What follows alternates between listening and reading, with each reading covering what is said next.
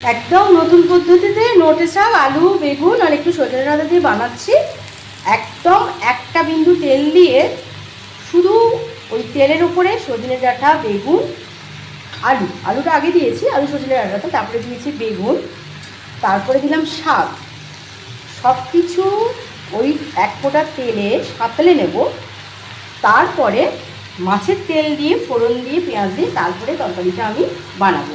আগে জাস্ট এক বিন্দু তেল দিয়ে পুরোটা সাঁতলে নিলাম।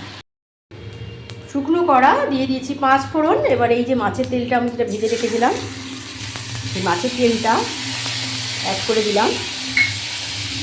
এবার মাছের তেলটার মধ্যে দিয়ে দিলাম পেঁয়াজের কুচি, এই যে পেঁয়াজের কুচি, রসুনের কুচি।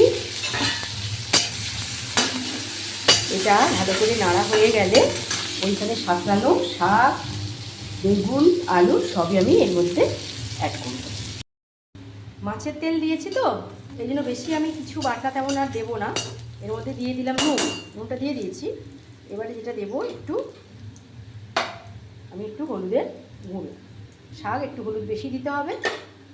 দেব হাফ চামচ ধনে গুঁড়ো আর হাফ চামচ জিরে গুঁড়ো। এই হাফ চামচ জিরে গুঁড়োর সঙ্গে ধনে গুঁড়োর সঙ্গে এবারে সুন্দর গন্ধ বেরিয়ে গেছে।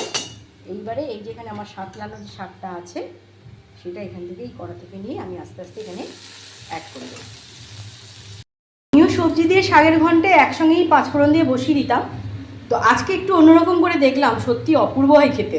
আগে একটু কম তেল দিয়ে সাঁতলে নিয়ে তারপরে মশলা দিয়ে যদি পুরো সাঁতলানো শাক সবজিগুলো একসঙ্গে দেওয়া হয় সত্যি কিন্তু টেস্টটা অনেকাংশে বেড়ে যায়। আর আমার তো মাছের তেল রয়েছে, ফলে খেতে অপূর্ব হয়েছে।